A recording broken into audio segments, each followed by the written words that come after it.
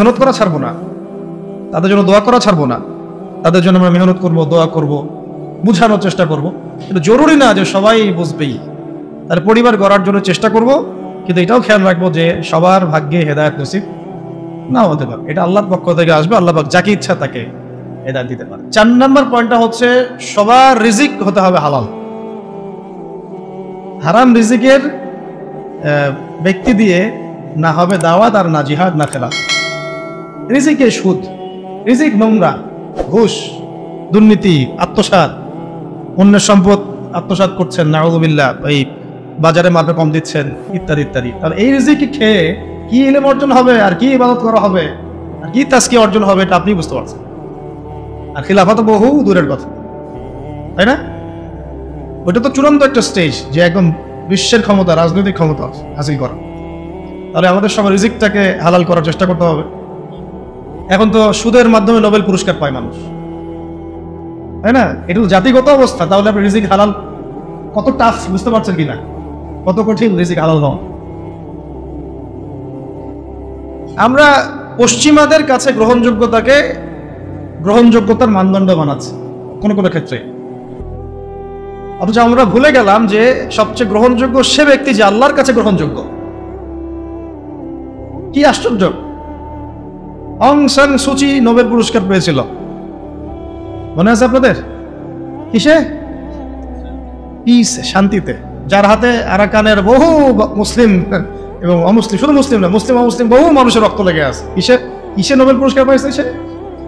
এখন যদি আমি এই পুরস্কারের মানদণ্ডে তাকে যাচাই বাছাই করা শুরু করি, তাহলে আপনি একটু জাহেলে মোরাক্কাব, এবং না আপনি দিন বুঝেন, না দুনিয়া বুঝেন, না ইহকাল বুঝেন, না পরকাল বুঝেন। তো আল্লাহ পাকের কাছে যে মাকবুল সেই মাকবুল, আল্লাহ পাকের কাছে যে গ্রহণযোগ্য সেই গ্রহণযোগ্য। এই গ্রহণযোগ্যতার মানদণ্ড পশ্চিমাদের দর্শন নয়, বরং কোরআন এবং হাদিসের মূলনীতির আলোকে আমাকে বুঝতে হবে যে কে আল্লাহর কাছে গ্রহণযোগ্য হতে পারে। আফসোস এই বিষয়গুলোকে কেন্দ্র করে করতেই হয় যে আমরা এই বিষয়গুলো ভুলেই গেছি। এখন আমাদের চোখ দুনিয়া ছাড়া কিছুই বোঝে না। ভাবখানা এমন যে পশ্চিমাদের কোনো গ্রহণযোগ্য ব্যক্তি বা তাদের কোনো খাদেম আমাদের ত্রাণকর্তা হয়ে আসবে, উম্মাহকে খেলাফার দিকে নিয়ে যাবে। ভাবখানা এরকম, আমাদের ভাবখানা এরকম। তো আমরা আল্লাহর বিরোধী, আল্লাহ পাকের বিধানের বিরোধী কোনো ব্যক্তিকে যদি মনে করি যে তিনি মুসা আলাইহিস ইসলামের ভূমিকায় এসে বনু ইসরায়েলকে বাঁচায় নাজাতের পথে নিয়ে যাবে, এর চেয়ে বোকা কোনো জাতি হয়? আফসোস এগুলো আমাদের জন্য। তো আল্লাহ পাক আমাদেরকে হক বোঝার তৌফিক দান করেন। 4 নম্বর কটা হলো? 4টা। একটা কি ছিল বলেন তো? প্রথমটা এইটুকু আলোচনা মুখস্থ করে বসা যায়, তাহলে আজকের আলোচনা সফল ইনশাআল্লাহ। শরিয়ার যত করে গভীর জ্ঞান অর্জন করা, এবং সবাই তো ফকিহ মুহাদ্দিস মুফতি হতে পারবো না, কিন্তু একটা মানে ফরজিয়াতের জ্ঞানটা সবাইকে অর্জন করতে, এটা ফরজ, এবং আমাদের পরিবারের সদস্যদেরকেও শেখাতে হবে। 2 নম্বর হচ্ছিল আমলটা বাড়ানো, ইলম অনুযায়ী আমলটা বাড়ানো। 3 নম্বরটা ছিল আমার পরিবারটাকে আগে গড়ে তোলার চেষ্টা করা। পরিবার না গড়ে উঠলে যে আমি বাইরে আবার দাওয়াতের কাজ করতে পারবো না বা খেলাফা মুভমেন্ট করতে পারবো না, বিষয়টা এমনও না। আমাদের এটাও চলবে, এই মেহনতও চলবে, আবার আমরা বাইরের মেহনতও করবো ইনশাআল্লাহ। 4 নম্বর হচ্ছে রিজিক হারাম যেন নিজের রক্তে না ঢোকে। এটা খুবই সতর্কতার সাথে চলা, না হলে হারামখোরদেরকে দিয়ে খেলাফা কায়েম হয় না, কখনোই হয়নি, হবেও বলে লাভ নাই। মানে যারা হারাম খাচ্ছেন, হারামের প্রতিষ্ঠা করছেন, সুদ, তারপরে ঘুষ, দুর্নীতি ইত্যাদি ইত্যাদি, এটাকে একটা সামাজিক সংস্কৃতি বানায় ফেলেছেন, তাদেরকে দিয়ে কশফিন কালেও আল্লাহ পাকের জমিনে আল্লাহ পাকের বিধান প্রতিষ্ঠা করা সম্ভব, এবং তারা সেটা করবেও না, কখন ওই চেতনাই তাদের মধ্যে আসবে না। 5 নম্বরটা হচ্ছে যে মাথার উপরে মুরব্বি রাখা। এটা মাথাটা ভালো করে ঢুকান। মাথার উপরে মুরব্বি রাখা, মুরব্বি বলতে বোঝাচ্ছি যারা শরীয়তের গভীর জ্ঞান অর্জন করেছেন, বড় বড় ওলামায়ে কেরাম, তাদের পরামর্শ নেওয়া। যে নিজেকেই মুরব্বি মনে করে সে পথভ্রষ্ট হইতে তার একদিন সময় লাগবে না। আমরা এখন অনেক ওলামায়ে কেরামের এক্সাম্পল দিতে পারবো, আমি একটি নাম হতে যাচ্ছি না, শুধুমাত্র নিজেকে মুরব্বী মনে করার কারণে এবং তার মাথার উপরে কোনো মুরব্বী না থাকার কারণে মুহূর্তের মধ্যেই পদস্খলিত হয়ে গেছে। এমন হচ্ছে সকালে হয়তো মুমিন ছিল, বিকালে কুফরি কথা বলে ফেলছে। বিকালে হয়তো মুমিন ছিল, সকালবেলা উঠে মুনাফিকদের পক্ষে কথা বলে ফেলছে, ইসলাম বিপক্ষে কথা বলে ফেলছে, দালালি করে ফেলছে, কারণ মুরব্বীদের সাথে মাশওয়ারা করে নাই। এই জন্য, আর এটা হলো তাদের কথা বললাম যারা মানে ফান্ডামেন্টাল আলেম, এরকম অনেকেই এরকম পরিস্থিতির শিকার হয়ে গেছে। আর আমরা যারা আলেম না, জেনারেল শিক্ষিত মানুষ বা শরিয়াত অত বুঝি না, তারা যদি মুরব্বী মেনে না চলে আমাদের কি অবস্থা হতে পারে? তো এখন এখানে আমি চলমান প্রেক্ষাপটে একটা খালি আফসোসের কথা বলি, শোনেন, অনেক কিছুই হলো, অনেক কিছুই হচ্ছে, আবার অনেক কিছু হবে, তাই না? কিন্তু যারা এখানে নেতৃত্ব দিচ্ছেন বা লিডিং রোল প্লে করছেন, তাদের মাথার উপরে কোন কোন মুরব্বীদেরকে তারা রেখেছেন, এটা আমি জানতে চাই। কোন কোন বরেণ্য বিদগ্ধ ওলামায়ে কেরাম আর মুরব্বীদের সাথে মাশওয়ারা করে আপনারা কাজ করছেন, এটা জানার আমার খুব ইচ্ছা। যদি করেন আলহামদুলিল্লাহ, যদি না করেন তাহলে এটা খুবই গলত একটা কাজ হচ্ছে। উচিত ছিল বরেণ্য ওলামায়ে কেরামদের সাথে পরামর্শ করা। ওলামায়ে কেরাম আপনার ঘরের দরজার সামনে যাবেন না, তো আপনাকে আসতে হবে ওলামায়ে কেরামের দরবারের সামনে। জ্ঞান কারো কাছে হেঁটে হেঁটে যায় না, আপনাকে জ্ঞানের কাছে আসতে হবে। আর বরেণ্য ওলামায়ে কেরামদেরকে ফেসবুকে পাবেন না তো এইভাবে। ফেসবুক ইউটিউবে খালি সার্চ মারলেই তো হবে না যে কাদের ওয়াজ মানুষ বেশি শোনে আর কাকে মানুষ বেশি বড় আলেম মনে করে। নো, আপনাকে দেখতে হবে যে আলেমরা কাকে আলেম মনে করে, আমজনগণ কাকে আলেম মনে করে, এটা বড় কথা না। আমজনগণ যদি আলেম মনে করে ভোটাভুটি হয়, তাহলে আমি তো কালকে প্রেসিডেন্ট হইতেও পারি, আল্লাহ যদি চান। বা আরো অনেকে আছে, আজারি ভাই আছে, আমাদের আরো অনেক ভাই আছে, ভোটাভুটি নিলে তো তারাও ভালোই করবে, খারাপ হবে না, তাই না? জনপ্রিয়তা আছে, এটা সত্য মিথ্যার মানদণ্ড না। এই জনপ্রিয়তা হক আর বাতিলের মানদণ্ড পশ্চিম গেলেও না।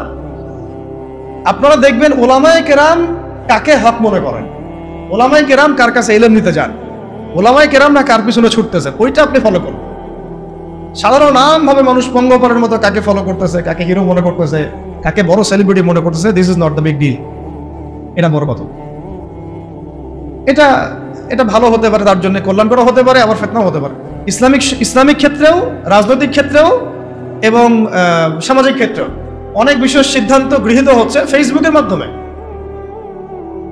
ফেসবুকে একটা হাইপ তুলে দেন, দেখা যাবে মানুষ দেখা যাচ্ছে ওইটাকে নিয়ে সারাদিন বসে আছে, ঘুরে ফিরে ওইটার সামনে আসতেছে, এটা নিয়ে সবাই লেখালেখি করতেছে, পরে ওইটার আলোকে একটা সিদ্ধান্ত বাস্তবায়ন হয়ে গেল। সুবহানাল্লাহ, সুবহানাল্লাহ, কি জাহালাত, কি ফিতনা! কেন জাহালাত ফিতনা বলছে? একটা এক্সাম্পল দিলে বুঝবেন, একটা খালি এক্সাম্পল দিব। মনে করেন এটা উমর রাদিয়াল্লাহু আনহুর শাসন, একটু মনোযোগ ধরে রাখেন। কার শাসন? উমর রাদিয়াল্লাহু আনহুর শাসনে যারা জনগণ, তারা সবাই সাহাবী না? তারা আল্লাহর রাসূলকে দেখেছেন না? এই দীর্ঘ সময় রাসূলের সহবত ছিলেন না? ওই জামানার একজন ব্যক্তি কি এখনকার সব মানুষের চেয়ে উত্তম না? বুঝলেন কথা? কিন্তু উমর রাদিয়াল্লাহু আনহু সমস্ত সাহাবীদের সাথে এই তথাকথিত গণতান্ত্রিক পদ্ধতিতে মাশওয়ারা করতেন না। মাশওয়ারা করার জন্য ওই সাহাবীদের মধ্যেও বাছাইকৃত একটা প্যানেল ছিল তার, যেটাকে বলা হতো মজলিসে শুরা। কি বলা হতো? মজলিসে শুরা। তার মধ্যে বড় বড় বরেণ্য সাহাবী ছিলেন, আলী রাদিয়াল্লাহু আনহু ছিলেন, উসমান রাদিয়াল্লাহু আনহু ছিলেন, তালহা রাদিয়াল্লাহু আনহু ছিলেন, আব্দুর রাহমান বিন আউফ ছিলেন রাদিয়াল্লাহু আনহু, আর কি জুবাইর ইবনে আওয়াম রাদিয়াল্লাহু আনহু ছিলেন। এরকম প্রায় 10 জন 15 জন সাহাবীর একটা প্যানেল ছিল। দেখেন, সাহাবীদের যুগেও তিনি বাছাইকৃত মানুষদের সাথে মাশওয়ারা করে সিদ্ধান্ত নিতেন। আমি কি পয়েন্ট বুঝতে পারছি? সাহাবীদের যুগেও তিনি বাছাইকৃত সাহাবীদের সাথে মাশওয়ারা করে সিদ্ধান্ত নিয়ে রাষ্ট্র পরিচালনা করতেন। আর আমরা ফেসবুকের হাইপ থেকে সিদ্ধান্ত নেই। ফেসবুকে কাকে মানুষ হিরো মনে করছে, কাকে কার ভিউজ বেশি, কার ফলোয়ার্স বেশি, কে কোন হাইপে চলছে ইত্যাদি। আউযুবিল্লাহি মিন যালিক। এই হাইপের খপ্পরে পড়লে সবসময় সিদ্ধান্ত সঠিক হবে না, বেশিরভাগ ক্ষেত্রে ভুল হইতে পারে। অমুক ইসলামিক সংগঠনের আমির কে হবে, এটার ফয়সালা হচ্ছে ফেসবুকে। আর ফেসবুক তো ইউজ করতেছে সবাই, মানুষ, জিন, ইনসান, গরু, ছাগল, হাঁস, মুরগি সবগুলো। যেদিন বুঝে বুঝে না, যে আলেম না, যে কোরআন পড়তে পারে, যে পারে না, সবাই ইউজ করতেছে, সবাই মতামত দিচ্ছে। আর সবার মতামত সামনে যখন আসতেছে, একটা বিশৃঙ্খল অবস্থা। একটা এক্সাম্পল দিলাম। উমর রাদিয়াল্লাহু আনহু সমস্ত সাহাবীদের মধ্যে থেকে বাছাইকৃত সাহাবীদেরকে নিয়ে মজলিসে শুরার মধ্য দিয়ে সিদ্ধান্ত নিয়ে রাষ্ট্র চালিয়েছেন বলেই তো ওই যুগটাকে বলি আমরা সোনালী যুগ। ওই জামানায় যদি ফেসবুক থাকতো তাহলে অবস্থা খারাপ ছিল। সলফে সালিহদের যুগে এই ফিতনাটা আসে নাই বলে তাদের চরিত্র আল্লাহ পাক হেফাজত করেছে। এখনকার যুগে যদি আবু হানিফা রাহিমাহুল্লাহ বয়ান করা শুরু করে, তার বয়ানের যে কত ভুল মানুষ ধরা শুরু করবে আল্লাহই ভালো জানেন ফেসবুকে। যাই হোক, ওইটা আলাদা ইস্যু, আমি ওইদিকে আর গভীর করছি না। আমি বলতে চাচ্ছিলাম যে মাথার উপরে কি রাখা ভাই, বরেণ্য ওলামায়ে কেরামদের মুরব্বীদের একটা প্যানেল রাখা, অন্তত 5 জন 10 জন, যতজন পারেন আপনি, অন্তত একজন বলবো আমি, অন্তত কয়জন, অন্তত একজন আপনার শাইখ থাকা উচিত, মুহাক্কিক হকপন্থী আলেম শাইখ থাকা উচিত। এবং তাদেরকে আপনি ফেসবুকে খুঁজে পাবেন জরুরি না, কারণ বরেণ্য ওলামায়ে কেরামদের আমি দেখেছি তাদের 99%ই ফেসবুক ইউজ করে না। তার মানে কি বাংলাদেশে কোনো আলেম নাই? ফেসবুকে ঢুকলে তো আপনি যাদেরকে দেখছেন এরা বাদ দিয়ে কি বাংলাদেশে কোনো আলেম নাই? মুহাক্কিক ওলামায়ে কেরাম যারা আল্লাহর ওলি টাইপের মানুষ, তাদের কারোরই ফেসবুক অ্যাকাউন্ট নাই। আমি কারো ফেসবুক অ্যাকাউন্ট দেখিনি তাদের। তাহলে আমরা কিসের মানদণ্ডে কি ফয়সালা করতেছি আসলে? এখন এই মানুষগুলো কি আমার দরজায় হেঁটে হেঁটে আসবেন, না আমাদেরকে তাদের কাছে যেতে হবে? তো কই আমরা জাতিগত সিদ্ধান্ত নেওয়ার সময় কই গেলাম, কই যাচ্ছি, কোথায়? বরং খোঁজারও তো চেষ্টা করছেন। আমাকে বলেন, একটা দলিল দেই। ওই যে মুসা আলাইহিস সালাম যখন জানলেন যে তার চেয়ে একজন জ্ঞানী মানুষ আছে, মনে আছে? আল্লাহ পাক তাকে জানালেন যে তুই সবচেয়ে জ্ঞানী মানুষ নও পৃথিবীতে, তোমার চেয়ে একজন জ্ঞানী মানুষ আছে, তার নাম খিদির। তার নাম কি?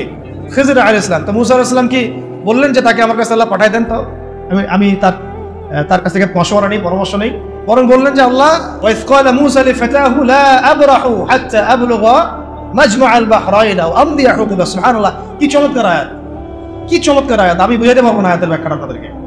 যখন মুসা আলাইহিস সালাম জানলেন যে তার চেয়ে একজন জ্ঞানী মানুষ, মুহাক্কিক একজন মানুষ আছেন, আল্লাহর ওলি আছেন, হ্যাঁ, তখন তিনি বললেন ওয়াইস ক্বালা মুসা বলল লিফাতাহু, তার সাথে একজন যুবক ছেলে ছিলেন, ইউসা বিন নুন। তো তাকে বললেন যে লা আবরাহু, আমরা ক্লান্ত হব না, ক্ষান্ত হব না, হাত্তা আবলুগা মাজমাআল বাহরাইন, যতক্ষণ আমরা 2 সাগরের মিলনস্থলে পৌঁছাচ্ছি, আও আমদি হুকুবা, না পৌঁছাতে যদি যুগ যুগ লেগে যায় আমি হাঁটবো, তবুও আমি তাকে চাই। সুবহানাল্লাহ, সুবহানাল্লাহ। আল্লাহ পাক বলেছিলেন যে তাকে পাবা 2 সাগরের মিলনস্থলে। কোথায় পাবা? 2 সাগরের মিলনস্থলে, মাজমাউল বাহরাইন। মুসা আলাইহিস সালাম বলেন যুগ যুগ যদি হাঁটতেও হয়, হুকুবা শব্দ শোনেন নাই? 80 হুকুবা জাহান্নামে থাকতে হবে নামাজ না পড়লে। হুকুবা মানে একটা লম্বা সময় বোঝানো হয়। প্রয়োজনে আমি যুগ যুগ চলতে থাকবো, তবুও ওই মানুষের সহবত আমি চাই, ক্ষান্ত আমি হব না। সাথে নিলেন একজনকে, চলো। এই যে হাঁটা শুরু করলেন, চলতে কত বছর হাঁটতে হয়েছে আল্লাহ ভালো যায়। ওই সময় তো আর ফ্লাইট ছিল না যে এখন ল্যান্ড করে ফেললাম। হ্যাঁ, তো এখানে দেখেন একটা বিষয় খেয়াল করেন যে জ্ঞানের কাছে যেতে হয়েছে, জ্ঞান হেঁটে হেঁটে তার কাছে আসে নাই। তাই আমাদের এই খিলাফা কনসেপ্টের জন্য অবশ্যই বরেণ্য ওলামায়ে কেরামদের সহবত এবং মাথার উপরে এই মুরব্বীদের পরামর্শ মাশওয়ারা লাগবে। নিজেকে যদি মুরব্বী মনে করা শুরু করি তখন পদস্খলন হতে সময় লাগবে না। আমাদের অনেক বড় বড় ইসলামিক ব্যক্তিত্ব এবং সেলিব্রিটি এভাবে পদস্খলিত হয়ে গেছে অলরেডি, শুধু মুরব্বীদের সহবত না থাকার কারণে, নিজেকে মুরব্বী মনে করার কারণে যে আমি মুরব্বী, আমার কোনো সহবতের দরকার নেই। অথচ প্রত্যেক বরেণ্য মুরব্বীও আমরা যাদেরকে চিনি তারাও মাথার উপরে মুরব্বী রেখে চলেন। সুবহান, তাদেরও মুরব্বী আছে। এটা সিলসিলা, একটা সিলসিলা, সিনাই এটা চলে আসতেছে একদম সাহাবীদের যুগ থেকে, রাসূলের যুগ থেকে। তাই 5 নম্বর পয়েন্টটা হচ্ছে আমাদেরকে কি করতে হবে ভাই? ওলামায়ে কেরামের সহবত লাগবে এবং মাথার উপর মুরব্বী রাখতে হবে। কমপক্ষে কয়জন? কমপক্ষে একজনের। এটা আপনি সিলেক্ট করবেন কিভাবে? ফেসবুক থেকে দেখবেন ওলামায়ে কেরামগণ কাকে বড় মুহাক্কিক আলেম মনে করেন, এইভাবে সিলেক্ট করবেন, আর খুঁজে বের করবেন। এবং তাদের সংখ্যা 1 জন হতে পারে, 10 জন হতে পারে, 100 জন হতে পারে। আমাদের মাশওয়ারার এই সুন্নতটাকে চালু করতে হবে। কয়টা হলো? 5টা। আচ্ছা, 6 নম্বরটা হচ্ছে যে আমাদের সবাইকে সিরাতুন নবী সাল্লাল্লাহু আলাইহি ওয়াসাল্লাম পড়তে হবে। কি পড়তে হবে ভাই? এক ভাই বলেছিলেন এই কথাটা মাঝখানে যে খেলাফা প্রতিষ্ঠা করা কি একটা ইবাদত নাকি দুনিয়াবি কাজ? বলেন তো, বলেন। আর ইবাদত যদি হয় তাহলে এর তরিকা কার কাছ থেকে নিতে হবে? রাসূলুল্লাহ সাল্লাল্লাহু আলাইহি ওয়াসাল্লামের সুন্নাত থেকে, সিরাত থেকে। তাহলে আমরা যদি সিরাতের চর্চা না করি, সিরাত না পড়ি, না বুঝি, তাহলে আমরা এই খেলাফা প্রতিষ্ঠার পথে গেলেও ভুল করে ফেলতে পারি। নবীর তরিকা বাদ দিয়ে অন্য তরিকাকে আমল কবুল হবে? মনে হয় আপনাদের সাফল্য আসবে না। আচ্ছা, এটা মাথায় রাখেন। 7 নম্বর হচ্ছে, এটাও বলেছেন এক ভাই যে আমাদের সবাইকে ঐক্যবদ্ধভাবে সিদ্ধান্ত নিয়ে একজনকে আমির নিযুক্ত করতে হবে। কি করতে হবে? আমির তো নিজে বলবে না যে ভাই আমি আসো তোমরা আমার দলে, সে বলবে? যারা বুঝবান তাদের উচিত হবে উদ্যোগ নিয়ে খিলাফা প্রতিষ্ঠার সংগ্রামে বা এই মুভমেন্টে কোনো একজন ভাইকে বা কোনো একজন আলেমকে, কোনো একজন বরেণ্য ব্যক্তিত্বকে আমির হিসেবে নির্ধারণ করা। এই কাজটা কাদের দায়িত্ব? তাহলে এটা আপনাদের দায়িত্ব। ওলামা একরামদের সাথে বসা, তাদের সাথে মশওয়ারা করা, কাকে করা যায় এটা নিয়ে একটা মুভমেন্ট করা, এটা আপনাদের দায়িত্ব। নেতা ছাড়া কোনো যুদ্ধ হয়, নেতা ছাড়া কোনো মুভমেন্ট হয়? আর সবাই যদি নিজেকে নেতা মনে করা শুরু করে তাহলে হবে? আর নেতা কয়জন হবে? 10 জন 20 জন না একজন? একটা মুভমেন্ট তখন সফল হবে যখন সেখানে একজন বরেণ্য আল্লাহর কাছে কবুল একজন বান্দা, যিনি দায়িত্ব চেয়ে নিচ্ছেন না, চাচ্ছেন না যে আমাকে আমির করো, আমাকে আমির করো, বরং মানুষ বুঝে শুনে তাকে আমির করছে। এরকম কোনো মানুষ যখন বিচক্ষণ বিদগ্ধ একজন আমির থাকবে মাথার উপরে, তখন এই মুভমেন্টটা সফল হবে। এটা হলো আমাদের কাজ। তাহলে আমির একটা বড় বিষয়। কারণ দেখুন, সাহাবীরা একজন নেতার অধীনে নেতৃত্বে চলেছে, তাই না? সাহাবীর যুগের পরে আবু বকর রাদিয়াল্লাহু আনহুর সময় কে আমির ছিল? একজন। কয়জন? নাকি উমর রাদিয়াল্লাহু আনহু আমির, বাকিরা কি সবাই আমির? সবাই কি আলাদা আলাদা আমির? একজন আমির ছিলেন, তিনি আবু বকর রাদিয়াল্লাহু আনহু। তারপরে উমর রাদিয়াল্লাহু আনহুর সময় কি একজন আমির না 10 জন আমির? উসমান রাদিয়াল্লাহু আনহুর সময়, আলী ইবনে আবি তালিবের সময় একজন। কিন্তু আমি একটা এক্সাম্পল দিয়ে বুঝালাম যে আমির যখন একজন থাকে তখন সমাজের শৃঙ্খলা বজায়। 10 জন ইমারতের দায়িত্ব যদি দাবি করে আমিও আমির, তুমি অমুক আমির, তুমি অমুক আমির, তাহলে বিশৃঙ্খলা সৃষ্টি হবে, তখন খিলাফা মুভমেন্টটা পড়ে যায়। 8 নম্বর হচ্ছে আমিরের হাতে বায়াত জরুরি। কি জরুরি? আমিরের হাতে হাত রেখে বায়াত নেওয়া জরুরি, শরিয়াতের, তাজকিয়ার এবং জিহাদের এবং খেলাফার। বায়াতবিহীন কোনো ইমারত দাঁড়াতে পারবে না। কেন? কারণ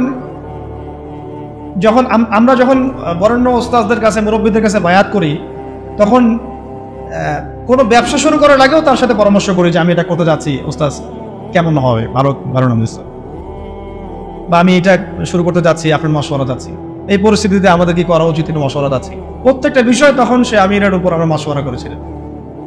আর যখন আপনি বায়াতবিহীন, তখন আপনি যা ইচ্ছা তাই করতে পারেন, কারণ আপনি তো আনুগত্য করেননি আমার, বা আপনি তো সেই আমিরের আনুগত্য করেননি। তার কাছে আল্লাহ পাককে সাক্ষী রেখে তো আপনি তার হাতে হাত রেখে প্রতিশ্রুতি দেন নাই যে আমি আপনাদের সাথে আছি, আল্লাহর জন্য আমি আপনার এই মুভমেন্টে আছি এবং ইনশাআল্লাহ আমি এর জন্য আমার জানমাল ব্যয় করবো। আপনি তো কোনো প্রতিশ্রুতিই দেন নাই, তাহলে আপনার দ্বারা গাদ্দারি হবে না, কোনো নিশ্চয়তা আছে? কোনো নিশ্চয়তা আছে? এই সুন্নত উঠে গেছে সমাজ থেকে। এটা শুধু এক শ্রেণীর আমরা ওই যে পীর মুরিদের সিলসিলার মধ্যে রেখে দিয়েছি। এটা যে রাষ্ট্রীয়ভাবেও প্রযোজ্য ছিল, একটা আন্দোলনের ক্ষেত্রে প্রযোজ্য ছিল, একটা মুভমেন্টের ক্ষেত্রে প্রযোজ্য ছিল, জিহাদের ক্ষেত্রে প্রযোজ্য ছিল, এটা আমরা বলে গেছি। সাহাবীদের শোনেন, কোন সাহাবী নবীর কাছে বায়াত না করে মুসলিমই হতে পারে আর নাই। যেই মুসলিম হয়েছেন হাতে হাত রেখে বায়াত করেছেন, করেন নাই ইসলামে বায়াত। তারপরে যখনই নবী সাল্লাল্লাহু আলাইহি ওয়াসাল্লাম কাউকে কোনো সারিয়া অভিযানে পাঠিয়েছেন বা কোনো গাজওয়ায় পাঠিয়েছেন বা উনি নিজেও গিয়েছেন, তখন সবার আগে জিহাদের বায়াত হয়েছে। এমনকি ওই হুদায়বিয়ার সন্ধির সময়ও যখন খবর ছড়িয়ে পড়লো ওসমান রাদিয়াল্লাহু আনহুকে হত্যা করা হয়েছে, ওইখানেও ওই গাছের নিচে বায়াত হয়েছে যে আমাদের হাতে অস্ত্র নাই, তাতে কি তবু ওসমানকে ছাড়া নিয়ে আসবো, না হলে যুদ্ধ হবে। বায়াতবিহীন কোনো জিহাদ হয় না, মনে রাখবেন। বায়াতবিহীন কি হয় না? একা একা আপনি কিছুই করতে পারবেন না। একটা জামাআ, ইমারা, আমির, সামউ ওয়া তাআ এবং বায়আ ছাড়া মুভমেন্টগুলো হয় না। এই জন্যই ওই পর্যায়ে পর্যন্ত যেতে পারছি না আমরা। আর যারা দেখেন ওই পশ্চিমা শক্তির মোড়ল, নাম না হয় নাই বললাম, ওই রাষ্ট্রের নামও নিতে ইচ্ছা করে না আমার, তাদেরকে যে পিটিএ বের করছে খোরাসান থেকে, 20 বছর ধরে মাইর দিছে, তাদের মধ্যে এই সুন্নতগুলো ছিল। আমির ছিলেন, ইমারা ছিল, জামাআ ছিল, ঐক্য ছিল, বায়াত ছিল।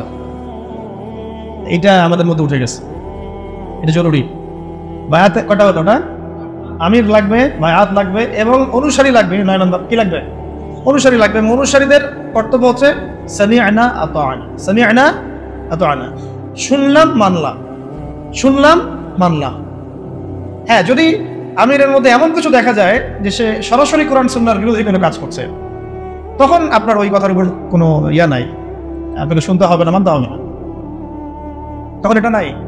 যেমন আবু বকর রাদিয়াল্লাহু আনহু যখন খলিফা হয়েছেন, আপনারা একটু এটা গুগলও সার্চ করলেও পাবেন, কিতাব না করলেও গুগলও পাবেন। যখন তিনি খলিফা হয়েছেন তখন জাতির উদ্দেশ্যে একটা ভাষণ দিয়েছেন। কত মিনিটের ভাষণ জানেন? কত সেন্টেন্সের ভাষণ? 4 থেকে 5টা সেন্টেন্সের ভাষণ। পুরো জাতির উদ্দেশ্যে ভাষণ দিচ্ছেন খলিফা হওয়ার পরে। কত সেন্টেন্সে? 4 থেকে 5টা বাক্যের ভাষণ। তাহলে কোন জাতি চিন্তা করেন, আর কত মানে বড় আল্লাহর ওলি তিনি এটাও চিন্তা করেন। আবু বকর রাদিয়াল্লাহু আনহু বলছেন যে আমি তোমাদের মধ্যে সর্বশ্রেষ্ঠ মানুষ নই, মানে আমি মনে করি না যে আমি তোমাদের মধ্যে সর্বশ্রেষ্ঠ মানুষ, কিন্তু আমাকে তোমাদের মানে আপনাদের পক্ষ থেকে এই দায়িত্ব দেওয়া হয়েছে। 1 নম্বর সেন্টেন্স শেষ। 2 নম্বর হচ্ছে আসিদকু আমানা ওয়াল কাযিবু খিয়ানা, সত্য এবং সত্যবাদিতা হচ্ছে আমানত, এবং মিথ্যা, এই যে প্রতারণা, মিথ্যা, এগুলো হচ্ছে খিয়ানত। 2টা সেন্টেন্স, ঠিক আছে? দাঈফুম মিনকুম কাওয়িউন ইনদি হাত্তা আখুযা হাক্কা লাহু ইনশাআল্লাহ। তোমাদের মধ্যে যারা দুর্বল তারাই আমার কাছে সবচেয়ে বেশি শক্তিশালী। হ্যাঁ, তোমাদের মধ্যে যারা দুর্বল তারা আমার কাছে সবচেয়ে বেশি শক্তিশালী, যতক্ষণ পর্যন্ত মানে আমি তোমাদের হকটা আদায় না করছি। আর কাওয়িউন ফীকুম মিনকুম দাঈফুন ইনদি হাত্তা আখুযা হাক্কা মিনহু ইনশাআল্লাহ।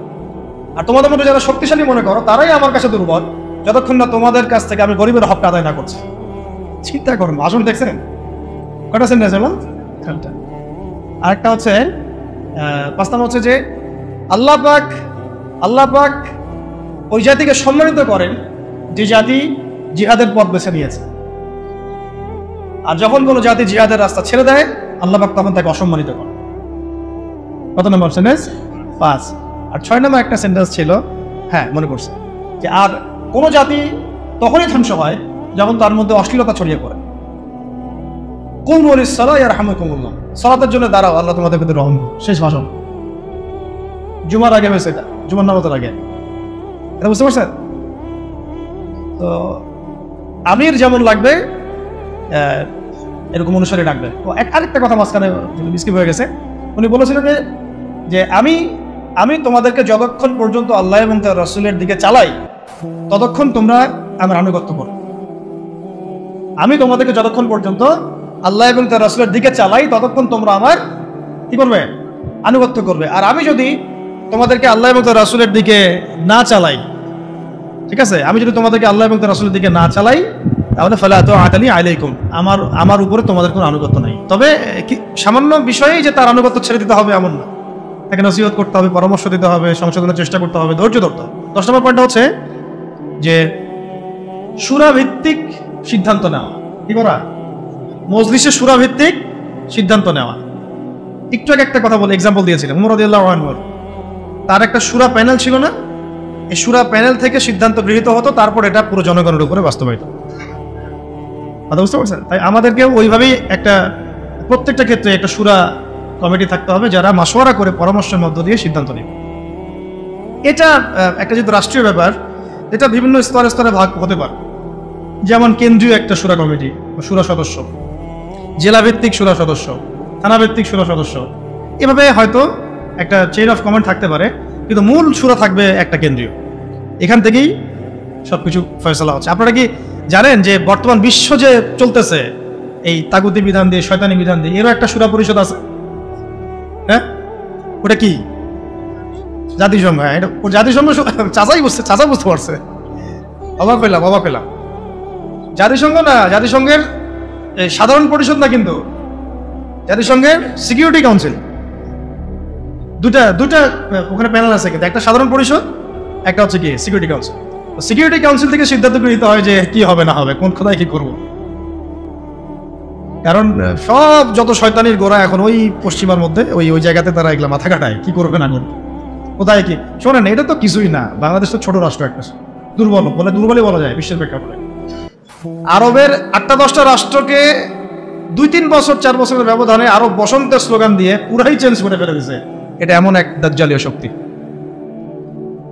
দাজ্জাল তো মানুষের রূপে আসে নাই, অনুসারী তো ওরা তৈরি করে রেখে দিছে।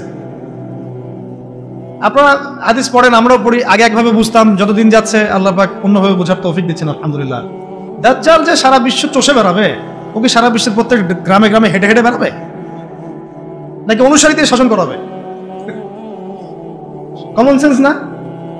সব জায়গায় যে ওকে প্রত্যেকটা নূরপুরে ওকে আসতে হবে ও শাসন প্রতিষ্ঠা করার জন্য? ওর কোন এজেন্ট থাকলেই যথেষ্ট। আবার ভালো দিক দিয়ে দেখেন, ওমর রাদিয়াল্লাহু আনহু খেলাফতের সময় তিনি কি পুরো বিশ্বের সব জায়গায় ঘুরে ঘুরে বেরিয়ে শাসন করেছেন?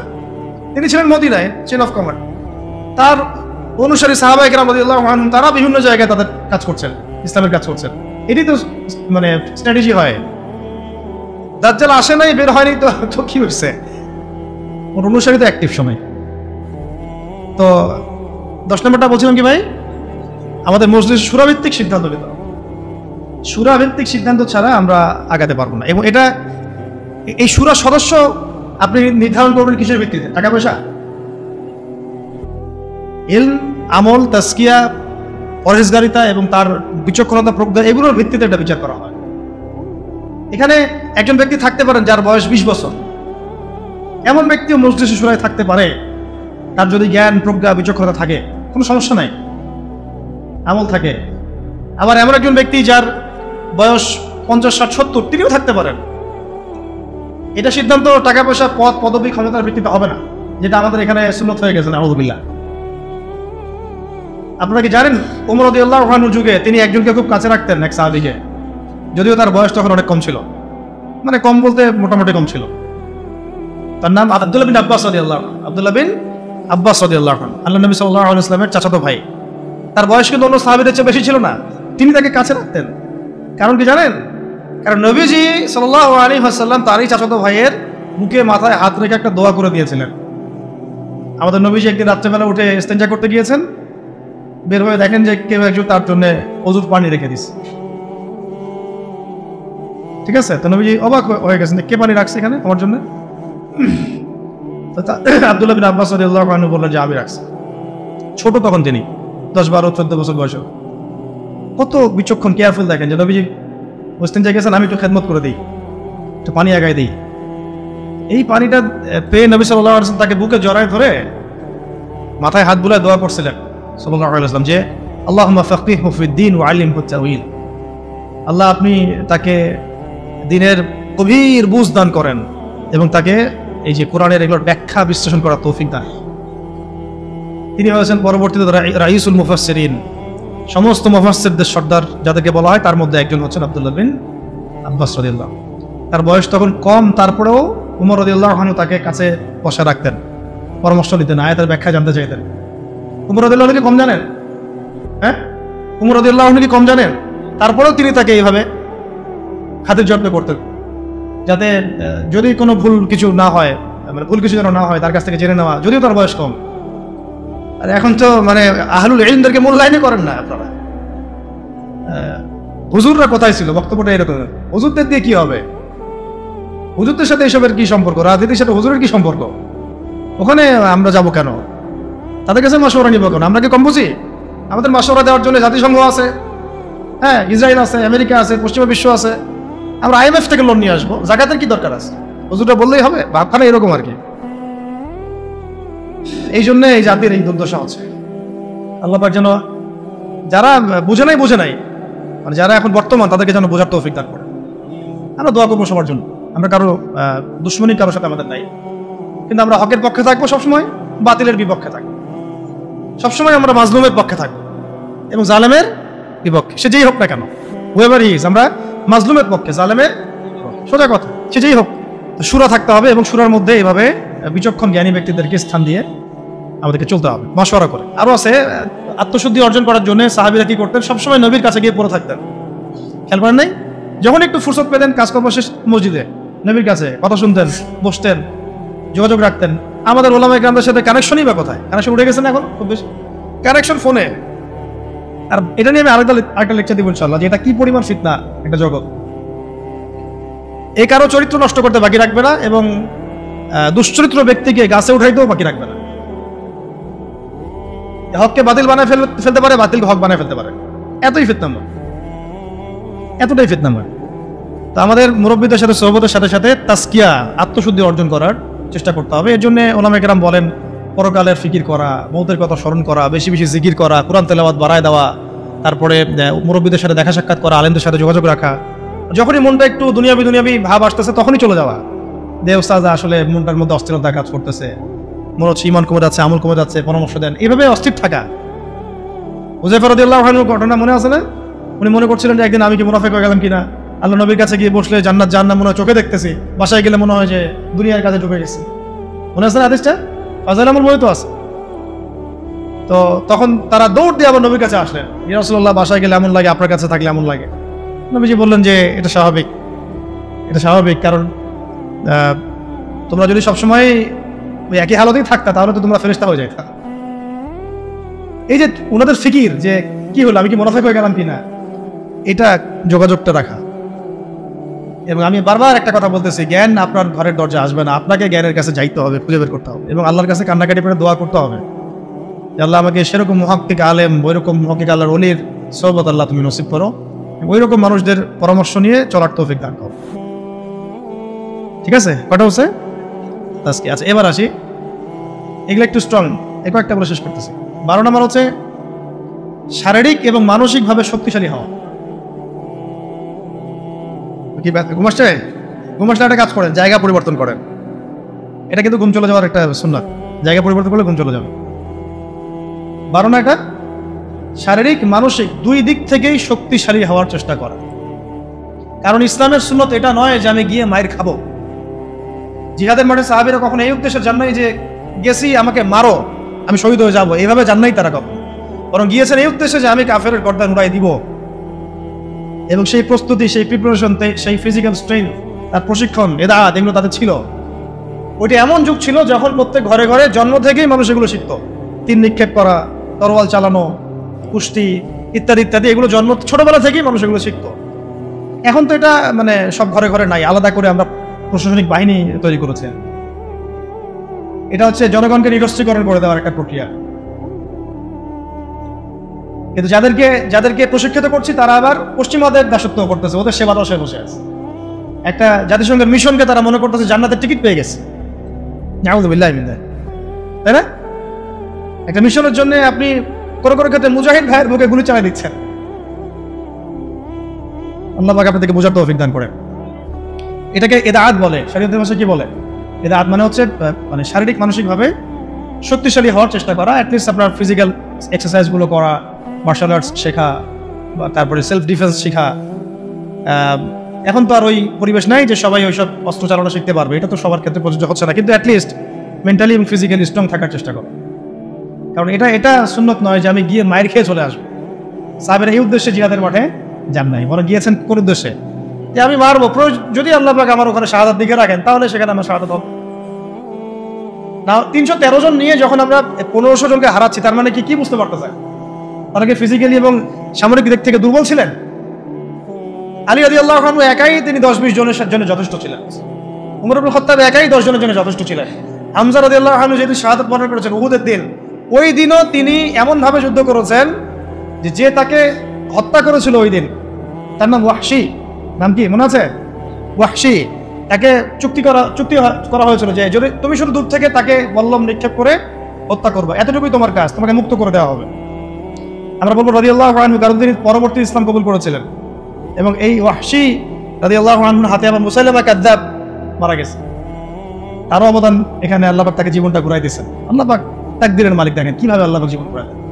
বলতে চাচ্ছি যে যেদিন হামজা রাদিয়াল্লাহু আনহুকে এইভাবে শাহাদাত বরণ করতে হয়েছে, শহীদ করা হয়েছে, ওই দিন ওয়াহশী নিজের মুখেই বলেছিল, সিরাতের মধ্যে আছে যে আমি অনেকবার চেষ্টা করছিলাম যে কোন দিক থেকে তাকে আক্রমণ করা যায়, কিন্তু তার সামনে যাওয়ার সাহস আমার হচ্ছিল না, কারণ সে সাদা জামা পরে উড়ন্ত বাস পাখির মতো যুদ্ধ করতেছে, সামনে কেউ যাইতে পারতেছিল না। হামজা রাদিয়াল্লাহু আনহু এত বড় বীর ছিলেন।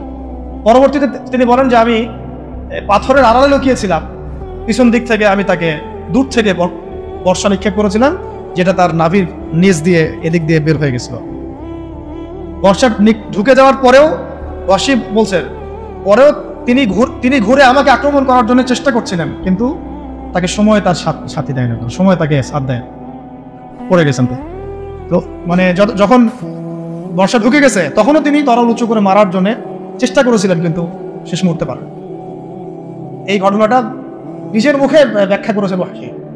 যখন মক্কা বিজয় হয়ে গেছে না, তখন নবী সাল্লাল্লাহু আলাইহি ওয়াসাল্লাম সবাইকে মাফ করে দিয়েছেন, সবাই ইসলাম কবুল করতে আসছে, ওয়াহশীও আসছে, মানে বেলাল রাদিয়াল্লাহু আনহু তাকে ধরে নিয়ে আসছেন, আরে এখন ইসলাম কবুল করো, নাহলে তোমরা করতে পারো, আর কেউ বাঁচাতে পারবে না তোমাকে। তখন আল্লাহ নবী তাকে জিজ্ঞাসা করেছেন যে কিভাবে হামজাকে হত্যা করেছিলে তুমি, তখন তিনি নিজের মুখে বিবৃতি দিয়েছেন। এটা শুনে নবী সাল্লাল্লাহু আলাইহি ওয়াসাল্লাম নবী হিসেবে বায়াত নিয়েছেন তার ইসলামের জন্য, কিন্তু আরেকটা স্টেটমেন্ট তিনি দিয়েছিলেন যে যদি তোমার চেহারাটাকে আমার সামনে থেকে দূরে রাখতে পারো তাহলে সেটাই করো। এই কথাগুলো, এ ধরনের কোনো স্টেটমেন্ট যদি আমরা দিই অনলাইনে, মানুষ বলবে অহংকার প্রদর্শন করছে। এগুলো গায়রাত, এগুলো ব্যক্তিত্ব। ইসলামের বীর সেনা হামজাকে তুমি হত্যা করেছো, সে আমার চাচা ছিল, খুব মানে মহব্বতের চাচা, দুধ ভাই। কষ্ট করেছেন তিনি, এটা শুধু তাই না, তার লাশকে চিড়ে ফেলা হয়েছে, কলিজা ছিঁড়ে খাওয়ার চেষ্টা করা হয়েছিল, পারে নাই। এটা আসলে তাকদীর। পরবর্তীতে আল্লাহ রাব্বুল আলামিন তাকে তৌফিক দিয়েছেন, তার হাতে আবার মুসাইলামা কাযযাব, মহামিথ্যাবাদী ভণ্ডনবী, তার মানে খালাস। একইভাবে তিনি মুসাইলামা কাযযাবকে হত্যা করেছেন, দূর থেকে পল্লম নিক্ষেপ করে একেবারে জান বাজি রেখে। তারপরে তিনি বলছেন একটা স্টেটমেন্টে যে আজকের পর থেকে আমি মুসলিম সমাজের মধ্যে হাঁটবো, কেউ আমাকে কাতিল হামজা বলবে না। আজকের পর থেকে আমি মুসলিম সমাজের মধ্যে হাঁটবো, কেউ আমাকে বলবে না যে হামজার কাতিল, বলবে সে হচ্ছে মুসাইলামা কাযযাবের কাতিল। ভাইদের একটা কথা বলে ফেলি মাঝখানে, আমাদের সমাজে এই যে কাদিয়ানী মুভমেন্ট চলতেছে, এরা এই যুগের মুসাইলামা কাযযাব। এরা কি এই যুগের মুসাইলামা কাযযাব? যদি আমরা দেখি যে ওরা এখন আবার ওদের মতবাদ প্রচারে স্বাধীনতা পাচ্ছে, আমরা এটা চরমভাবে প্রতিবাদ করবো চান। এবং উত্তরবঙ্গ জুড়ে এদের কার্যক্রম তো বেশি, আপনারা তো জানেন। এদেরকে যেখানে পাবেন সেখানে শায়েস্তা করবেন, জ্ঞান দিয়ে, জবান দিয়ে, আদর্শ দিয়ে, সব দিক দিয়ে। এদের সাথে কোনো উঠা বসা চলাফেরা করবেন না, মুআমালাতি করবেন না, কোনো ব্যবসা বাণিজ্য করবেন না। 13 নম্বরটা নোট করেন, সেটা হচ্ছে ওই যে একবার বলেছিলেন যে জনসচেতনতা তৈরি করা, খুবই ইম্পর্টেন্ট টপিক এটা পয়েন্ট। কারণ বাংলাদেশের মানুষ নামাজ বুঝে, খেলাফত বুঝে না। বাংলাদেশের মানুষ রোজা রাখা ফরজ বুঝে, ইসলামী খেলাফত, শরিয়া, আইন এগুলো বুঝে না, তাই না বিষয়টা? বাংলাদেশের মানুষ কোনো ক্ষেত্রে এখন পর্দাও বুঝতেছে, পর্দা করা উচিত, ফরজ, যাকাত দেওয়া উচিত, ইসলামী শাসন কায়েমের বিষয়টা তারা বোঝে না। বরং তাদের মধ্যে অনেক সন্দেহ কাজ করে যে আসলে এটা করলে আবার মানে পশ্চিমারা আমাদের উপর তেড়ে আসবে কিনা, আমাদের স্বাধীনতা হস্তক্ষেপ করবে কিনা, তাই না? এইটা তাইলে এই খিলাফার সুফল, উপকারিতা এবং এটা না থাকার কুফলটা জনগণের মাঝে প্রচার করা, ব্যাপকভাবে দাওয়াতের মধ্যে এটা নিয়ে আসা, এই শব্দগুলো ব্যবহার করা। এবং এর বাইরে বিপরীতে যে তাগুতি সিস্টেম, যে so called democracy, so called secularism, communism, so called nationalism, এগুলো যেভাবে আমাদের ক্ষতি করতেছে, ইসলামী শরীয়তের পথে বাধা হয়ে দাঁড়াচ্ছে, এটা মানুষের সামনে স্পষ্ট করার। মানে এক কথা পয়েন্ট হচ্ছে জনসচেতনতা তৈরি করা, খেলাফার পক্ষে জনসচেতনতা তৈরি করা। ওটা হলো 13। 14 হচ্ছে অমুসলিমদেরকে বোঝানো, অমুসলিম ভাই বোনদেরকেও এটা বোঝানো বা জানানো যে খিলাফার আন্ডারে তারাই সবচেয়ে বেশি সিকিউর থাকতে পারবে। কারণ একটা প্রশ্ন ওঠে খেলাফার কথা আসলে, যে খেলাফা হলে কি এটা মৌলবাদী রাষ্ট্র হয়ে যাবে কিনা, হিন্দুদের উপর অত্যাচার হবে কিনা, এই হবে কিনা, সেই হবে কিনা। এটা সম্পূর্ণ একটা মিথ্যা বানোয়াট বোগাস। উমর রাদিয়াল্লাহু আনহু খেলাফত কালে কোনো অমুসলিমের উপরে যাররা পরিমাণ কোনো অত্যাচার হয়েছে? বরং আমরা দেখি এখনকার গণতান্ত্রিক সিস্টেমগুলোতে এগুলো হচ্ছে, এবং এই ইস্যুগুলোকে মানুষ রাজনৈতিক হাতিয়ার বানাচ্ছে না, সুবিধা হাসিলের জন্য ইস্যু সৃষ্টি করতেছে। বাংলাদেশে আল্লাহ না করুক, বাংলাদেশে যদি কেউ চক্রান্ত করে, আল্লাহ পাক এইসব চক্রান্ত থেকে আমাদেরকে হেফাজত করেন, দোয়া করি, যে এই হিন্দু ভাই বোনদেরকে যদি কিছু মানুষ আঘাত করা শুরু করে, তাহলে বাংলাদেশের প্রতি সবার আগে কে তেড়ে আসবে বলেন তো দেখি? ও কি বসে থাকবে? আমরা না হয় আমাদের ভাইদেরকে ফিলিস্তিনে মারলে আগাই না, সিরিয়াতে মারলে আগাই না, আগাইতে পারি না, পাশের দেশ আরাকানে মারলেও আমরা আগাইতে অনেকে পারি না। তাই বলে কি খ্রিস্টানরা পারে না, চাইনিজরা পারে না, ইন্ডিয়ানরা পারে না? ওরা কিন্তু ঠিকই আসবে। আপনি বাংলাদেশের মাটিতে যদি কোনো আমেরিকানকে কখনো মারতেন বা মারেন, না এটা করতে বলতেছি না, তাহলে দেখেন পুরো শক্তি নিয়ে এসে আপনাকে হামলা করবে না? কোন ইহুদিকে যদি আপনি বাংলাদেশে হত্যা করেন, তাহলে পুরো ইসরায়েল আপনার বিরুদ্ধে যুদ্ধ ঘোষণা করবে না? কিন্তু মুসলিমদেরকে সারা বিশ্বে মেরে ফেললে আমরা ওটা করতে পারি না, বা ওইটার চেতনা আমাদের মধ্যে কাজ করে না। তো এইটা আমি পয়েন্টটা এখান থেকে বলতে চাইলাম যে হিন্দু ভাই বোনদের উপর যদি কেউ অত্যাচার করে, তখন কিন্তু এটাকে একটা বড় গ্লোবাল ইস্যু বানায় পার্শ্ববর্তী যে হিন্দু রাষ্ট্রগুলো আমাদের আশপাশে আছে সবাই এখানে হস্তক্ষেপ করার চেষ্টা করবে। তখন গৃহযুদ্ধ লাগাই দেওয়ার চেষ্টা করবে, ওই যে গুজরাটের মতো, হায়দ্রাবাদের মতো। আর গৃহযুদ্ধ যেখানেই লাগবে সেখানেই যে রাষ্ট্র আসবে তার নাম হলো আমেরিকা। যেখানেই দেখবে যে গৃহযুদ্ধের মতো করে পরিবেশ, ও আসে বলবে যে আমার এখানে শান্তি কায়েম করতে হবে, গণতন্ত্র কায়েম করতে হবে, তাই আসছে আর কি। তখন আরেক নতুন সিরিয়ার জন্ম হইতে পারে, নাউযুবিল্লাহ। এটা না হোক, আমরা তাই দোয়া করি, কিন্তু এটা একটা ইন্টারপ্রিটেশন যেটা হয়েছে বিশ্বে, এরকম ঘটনা কিন্তু ঘটেছে। এর আলোকে, অভিজ্ঞতার আলোকে কথাটা বললাম যে অমুসলিম ভাই বোনদেরকে এটা নিশ্চিত করা, বোঝানো যে খিলাফা রাষ্ট্র কোনো মৌলবাদী কনসেপ্ট না, মানে ওদের ওদের বক্তব্য অনুযায়ী আর কি। এটার মধ্যে প্রত্যেক অমুসলিমের অধিকার শতভাগ নিশ্চিত থাকবে, বরং বর্তমান প্রচলিত পদ্ধতির চাইতে বেশি থাকবে। তারা তখন আমাদের জিম্মি, একজন জিম্মিকে হত্যা করলে সে জান্নাতের ঘ্রাণও পাবে না, এমন হাদিস আছে। তারা আমাদের জিম্মেদারিতে থাকবে। তারা আমাদের জিম্মি মানে কি? তারা আমাদের জিম্মেদারির মধ্যে থাকবে, ওদের জানমাল হেফাজত করা আমাদের দায়িত্ব তখন। তো হাদিসে আসছে কেউ যদি এমন কোনো জিম্মিকে হত্যা করে তাহলে সে তো জান্নাতে যাচ্ছে না, জান্নাতের ঘ্রাণও পাবে না। তাহলে এটা কঠিন না? এই সচেতনতা তৈরি করা এটা খুব ইম্পর্টেন্ট একটা কাজ। তাই একজন বললেই হবে না, আপনাদের সবাইকে এখন থেকে কথার মধ্যে এই বিষয়গুলো আনতে হবে যে শুধুমাত্র নামাজ, রোজা, হজ, জাকাত এই বিষয়গুলোই ইসলাম নয়, বরং ইসলামিক শাসন প্রতিষ্ঠা করার জন্য আমাদের চেষ্টা করতে হবে। ইসলামী ল, ইসলামী শরিয়া আইন, ইসলামিক খেলাফা কনসেপ্ট, এই কনসেপ্টটা সবাইকে বুঝানো। আমি খুব আশা করেছিলাম যে এই ধাক্কায় হয়তো ইসলামী খেলাফতের দিকে হয়তো আমরা একটু মুভ করতে পারতে পারি, কিন্তু আবারও হতাশ হলাম, চরমভাবে হতাশ হলাম। আর আমরা দেখলাম যে মাজলুমের বিজয় হলো, জালেমের পতন হলো, এরকম করে আমরা দেখলাম।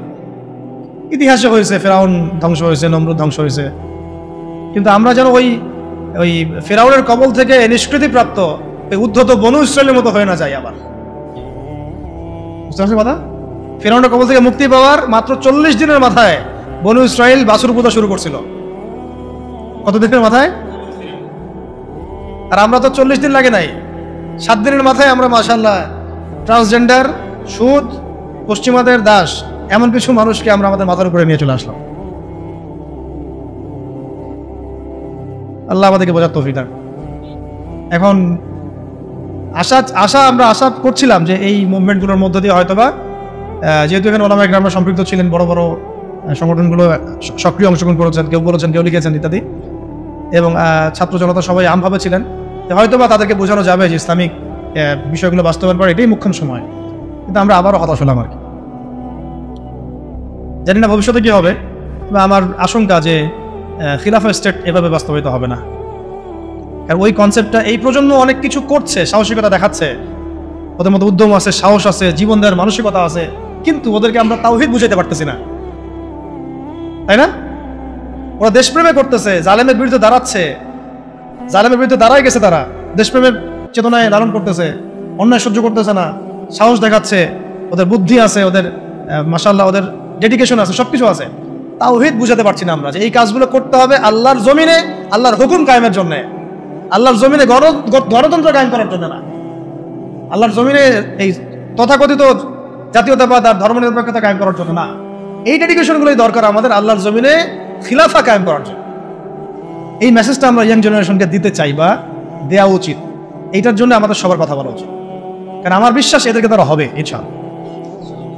যা তারা করে দেখিয়েছে, আমাদের বিশ্বাস এই জেনারেশনকে দিয়ে হবে ইনশাআল্লাহ সবার। তবে তাদেরকে তো ছোটবেলা থেকে এইসব বোঝানো হয়নি, পড়ানো হয়নি, জানানো হয়নি, তারা তো ওই ধাঁচে বড় হয়ে ওঠে নাই। একটা হাদিস মনে রাখবেন, তাহলে আপনাদেরকে এটা বুঝতে সুবিধা হবে। একজন ব্যক্তি এসে জিজ্ঞাসা করেছিলেন, এই হাদিসটা দিয়ে দিই অনলাইনে, যে ইয়া রাসূলুল্লাহ সাল্লাল্লাহু আলাইহি ওয়াসাল্লাম, কে শহীদ, কে? একজন বলছেন, ইয়া রাসূলুল্লাহ, একজন ব্যক্তি যুদ্ধে গিয়েছে জাতির জন্য, একজন গিয়েছে বীরত্ব প্রদর্শনের জন্য, একজন গিয়েছে বাহবা পাওয়ার জন্য, কে শহীদ? নবীজি বলছেন এক বাক্যে, মান কাতালা লিতাকুনা কালিমাতুল্লাহি হিয়াল উলিয়া ফাহুয়া ফি সাবিলিল্লাহ। যে ব্যক্তি শুধুমাত্র আল্লাহর জমিনে আল্লাহর কালিমার পতাকা সমুন্নত করার জন্য যুদ্ধে গিয়েছে, শহীদ হয়েছে, ওইটাই আল্লাহর রাস্তা, ওইটাই শহীদ। এটা শহীদের সবচেয়ে বড় স্তর। হ্যাঁ, অবশ্যই মাজলুম যারা জালেমের বিরুদ্ধে দাঁড়িয়েছে তারাও ইনশাআল্লাহ শহীদ, ইনশাআল্লাহ তারাও শাহাদাতের মর্যাদা পাবে ইনশাআল্লাহ। নবীজি এই হাদিসের মধ্যে এইভাবে বলেছেন, মান কাতালা লিতাকুনা কালিমাতুল্লাহি হিয়াল উলিয়া ফাহুয়া ফি সাবিলিল্লাহ। যে ব্যক্তি আল্লাহর জমিনে আল্লাহ পাকের পতাকাটা, মানে কি পতাকা বলতে এখানে কি বোঝাচ্ছে? শরিয়া, আল্লাহর দিন খেলাফা এটা কায়েম করার জন্য জিহাদ করে, যুদ্ধ করে, অথবা শহীদ হয়, এটা হলো আল্লাহর রাস্তায়। অবশ্যই যে কোনো জালেমের বিরুদ্ধে দাঁড়িয়ে যদি শহীদ হয় সে শহীদ হবে, অত্যাচারী শাসকের সামনে দাঁড়িয়ে যদি হক কথা বলে তাকে যদি হত্যা করে ফেলে সেও শহীদ হবে। অনেক স্তর আছে, এটা সর্বোচ্চ স্তর। আর সাহাবীরা কিন্তু এই চেতনাতেই যুদ্ধে গিয়েছেন। সাহাবীরা কি ভাষার জন্য যুদ্ধে গিয়েছিলেন? সাহাবীরা কি মানে কি বলবো দুনিয়াবি কোনো স্বার্থে যুদ্ধে গিয়েছেন, জিহাদে গিয়েছেন? তারা শুধু আল্লাহর দিন কায়েমের জন্য জিহাদে গিয়েছে। অন্য কোনো স্বার্থ ছিল? এমনকি তাদেরকে এই স্বার্থও ছিল যে যুদ্ধে জয় হলে আমি গনিমত পাবো অনেক। হ্যাঁ, এই নিয়ত ছিল, যুদ্ধ জয় হলে আমি অনেক গনিমত পাবো, সম্পত্তি হবে, আমাকে বীর বলবে, ইত্যাদি ইত্যাদি। এরকম কোনো একটাই লক্ষ্য উদ্দেশ্য নিয়ে তারা ঝাঁপিয়ে পড়েছেন, সেটা হচ্ছে আল্লাহর জমিনে আল্লাহর তাওহীদ লা ইলাহা ইল্লাল্লাহ এই কালিমা যেন প্রতিষ্ঠিত হয়। আল্লাহর কালিমা প্রতিষ্ঠা হওয়া মানে আল্লাহ পাকের শাসন, আল্লাহ পাকের বিধান, খেলাফা এটা যেন বাস্তবায়ন হয়ে যায়। মানে এক কথায় আমার কথা এক কথা, জমিন আল্লাহর, হুকুম চলবে আল্লাহ, সহজ কথা শেষ। এই জমিন কার? আল্লাহর জমিন, বিধান চলবে কার? আল্লাহর। আল্লাহর জমিন, শাসন চলবে কার? এখানে শাসক হচ্ছে আল্লাহর প্রতিনিধি, শাসক জনগণের কাছে মুখাপেক্ষী না। এখানে শাসক কার প্রতিনিধি? আল্লাহর প্রতিনিধি। আল্লাহকে রাজি খুশি করার জন্য সে জনগণকে ভালো রাখবে, জনগণের কাছে বাহবা পাওয়ার আশায় না যে আমি আপনাদের জন্য এটা এটা করতেছি, আপনারা আমাকে ভালো বলবেন, এই নিয়েতেও না, বরং আল্লাহ তুমি দেখো আমি তোমার দেওয়া দায়িত্ব পালন করছি। কেন ওমর রাদিয়াল্লাহু আনহু রাতের অন্ধকারে ঘুরে বেড়াতেন আর মানুষের দুঃখ দুর্দশা দেখতেন? কেন কেন তিনি দেখলেন যে একটা চুলার মধ্যে এক মা রান্না করতেছেন, খাবার নাই, নিজে গিয়ে বাইতুল মাল থেকে নিজের কাঁধে করে নিয়ে এসে তিনি তাদেরকে দিলেন? কি উদ্দেশ্যে? ওই মায়ের কাছে কোনো বাহবা পাওয়ার উদ্দেশ্যে? ওই বাচ্চাদের কাছে কোনো বাহবা পাবেন এই উদ্দেশ্যে? ভালো বলবেন এই উদ্দেশ্যে? দুনিয়াবি কোনো স্বার্থে? কোশ্চিনকালেও না। শুধু এক আল্লাহকে খুশি করার জন্য এবং তার ভয়ে যে আমার আন্ডারে যদি কোনো ব্যক্তি জুলুমের শিকার হয় তাহলে তো আল্লাহ পাক আমাকে ধরতে পারে, আর আমি যদি তার এই দুঃখ দুর্দশা দূর করে দেই, আল্লাহ পাক আমার দুঃখ দূর করে দিবে, সন্তুষ্ট হবে। এখানে একটা মারাত্মক পয়েন্ট আছে যেটা আমরা মিস করতেছি। তরুণ ভাইদেরকে বলবো, নিয়াত ঠিক করে নাকি? আপনি কোন নিয়াতে এবং কি উদ্দেশ্যে লড়াই করছেন এবং সংগ্রাম করছেন? অবশ্যই জালেমের বিরুদ্ধে দাঁড়িয়ে যাওয়াটা অনেক বড় একটা সওয়াবের কাজ এবং এটা বিশাল মর্তবা, কিন্তু কাজ এখানে শেষ নয়। কাজ শেষ হবে কখন? যখন আল্লাহ পাকের জমিনে আমরা আল্লাহর খেলাফত বাস্তবায়ন করতে পারবো। আমার কথা কি বুঝতে পারতেছেন আপনারা? তাই আমরা এই সচেতনতা তৈরি করব এবং তরুণ ভাইদেরকে বুঝাবো, তাদের পর্যন্ত বার্তা পৌঁছানোর চেষ্টা করবো। এরপর যদি তারা না বুঝে আবার ঘুরে ফিরে সেই পশ্চিমাদের ট্র্যাপে পড়ে যায়, তাহলে আফসোস করা ছাড়া আমাদের কিছু করার। তখন আল্লাহি তখন এই হাজার হাজার শহীদের রক্তের সাথে গাদ্দারি হয়ে যাবে, হবে না? তখন আল্লাহি আল্লাহর কসম এই হাজার শহীদের সাথে গাদ্দারি হয়ে যাবে। তারা তো পশ্চিমাদের সেবা দাস হওয়ার জন্য রক্ত দেয় নাই। আমাদের ভাইরা যারা জীবন দিল কয়েকদিন আগে আপনারা দেখলেন, তারা কি পশ্চিমা কোনো গোষ্ঠীর দাস হওয়ার জন্য রক্ত দিয়েছে? তারা স্বাধীনতা চেয়েছে। স্বাধীনতা মানে কি? আমি বুক ফুলায় সিংহের মতো চলবো আমার দেশে এবং আল্লাহ পাকের ইবাদত করব, কেউ আমাকে কিছু বলবে না, অমুসলিমরা নিরাপদে থাকবে, আমরা ওদের কোনো ক্ষতি করবো না, এবং আমরা আল্লাহ পাকের জমিনে আল্লাহ পাকের বিধানগুলো বাস্তবায়ন করবো, ওই আলোকে আমরা দেশ শাসন করবো। এটা উদ্দেশ্য না? এই উদ্দেশ্য যদি বাস্তবায়িত না হয় তাহলে আমরা তাদের সাথে অনেক বড় গাদ্দারি করে ফেলবো। কোন মুখ নিয়ে আমরা তাদের সামনে কিয়ামতের মাঠে দাঁড়াবো এটাও ভাবতে হবে, আমাদের চিন্তা করতে হবে। সেদিন যখন দেখা হবে তাদের সাথে, তারা তো আমাদেরকে প্রশ্ন করবে যে আমরা তো রক্ত দিয়ে আসলাম, তোমরা আবার সুধী মহাজনকে কেন মাথার উপরে বসাইলে? আমরা তো এই জন্য রক্ত দেই নাই। আমরা তো আল্লাহ পাকের জমিন, আল্লাহ পাকের দাসত্বের জন্য রক্ত দিয়েছিলাম। গাদ্দারি করেন না শহীদ ভাইদের সাথে। আমি জানি মাসওয়ারা আপনারা ওলামায়ে কেরাম, বরেণ্য ওলামায়ে কেরামদের সাথে করছেন না, অন্য থিঙ্ক ট্যাঙ্ক আছে আপনাদের, কিন্তু আল্লাহ না করুক, দোয়া করি এমনটা যেন না হয়। আপনাদের প্রতিভা, সাহস, ধৈর্য এবং এই যে বীরত্ব, এটাকে যেন একটা স্বার্থান্বেষী মহল তাদের নিজস্ব এজেন্ডা বাস্তবায়নে ব্যবহার করতে না পারে, খেয়াল রাখবেন এই জিনিসটা। আল্লাহ পাক আপনাদেরকে বোঝার তৌফিক দান। তা আমাদের এই জিনিসটা খেয়াল রাখতে হবে যে আমাদের নিয়াতটা এটা থাকবে, অমুসলিমদেরকে বোঝানো যেন খেলাফার আন্ডারে তারাও শান্তি শৃঙ্খলার সাথে থাকতে পারবে, এটাতে কোনো সমস্যা নাই। বরং আপনারাই বলেন যে একটা এলাকায় খুব চুরি হচ্ছে মনে করেন, যদি জুমার দিন জুমার নামাজের পরে একটা চোরকে সামনে ধরে সব জনগণের সামনে হাতটা দিয়ে কেটে কবজি পর্যন্ত, চুরি তো নিশ্চয়ই বাড়বে, আর নাকি চুরি কি তখন বাড়বে সমাজে না কমবে? এই যে চুরি করলে যে চোরের হাত কাটতে হয়, বলেন তো আমাদের দেশের কত % মুসলিম এই আকীদাটা পোষণ করে? বা যারা এখন মানে আমাদের উপরে নিচে ডানে বামে আছে, তারাও কি মনে করে যে এটা একটা ইসলামী শরিয়া, এটা এটা করা উচিত? বরং বেশিরভাগই মনে করে এটা তো একটা মৌলবাদী বিষয় হয়ে যাবে, পশ্চিমারা আবার আমাদেরকে তেড়ে আসবে ইত্যাদি ইত্যাদি, তাই না? বলবো যে এটা তো কি ফান্ডামেন্টাল রাষ্ট্র হয়ে গেছে। ওরা তো কখনোই চাইবে না একটা রাষ্ট্র খিলাফা কায়েম হোক, তারা চাবে মডারেট ইসলাম যেন প্রতিষ্ঠিত হয়। মডারেট ইসলাম মানে কি, যেটা পশ্চিমাদের স্বার্থ রক্ষা করবে আবার এদিকে নামাজ রোজাও করবে, পশ্চিমাদের স্বার্থ রক্ষা করবে আবার নামাজ রোজা হজ যাকাতও চালু থাকবে। এই ইসলাম তারা পছন্দ করে, এই ধরনের আলেমদেরকে তারা পছন্দ করে, এই ধরনের ইসলামিক সেলিব্রিটিকে তারা পছন্দ করে, ব্যক্তিদেরকে পছন্দ করে। আর আমরা যখনই বলবো যে না আমরা ওদের সেবা তো সব না, আল্লাহ পাকের জমিনে আল্লাহ পাকের শরিয়া বাস্তবায়ন করতে হবে, খেলাফা, তখন আমাদেরকে এরা বলবে এরা পাহাড়ি মোল্লা। এরা কারা? আরে তোমরা তো সাক্ষী আছো, ওই পাহাড়ি মোল্লারা যখন রাষ্ট্র ক্ষমতায় গিয়েছে ওরা সিংহের মতো গেছে, পশ্চিমাদের সেবাদাস হয়ে যায় নাই। ওরা সিংহের মতোই ছিল, সিংহের মতোই যুদ্ধ করছে, সিংহের মতোই শাসন ক্ষমতাও পাইছে। ওদেরকে কারোর সাথে নিগোশিয়েট করতে হয় নাই যে আমাদেরকে একটা আলেম কোঠা দাও রাষ্ট্র চালাই।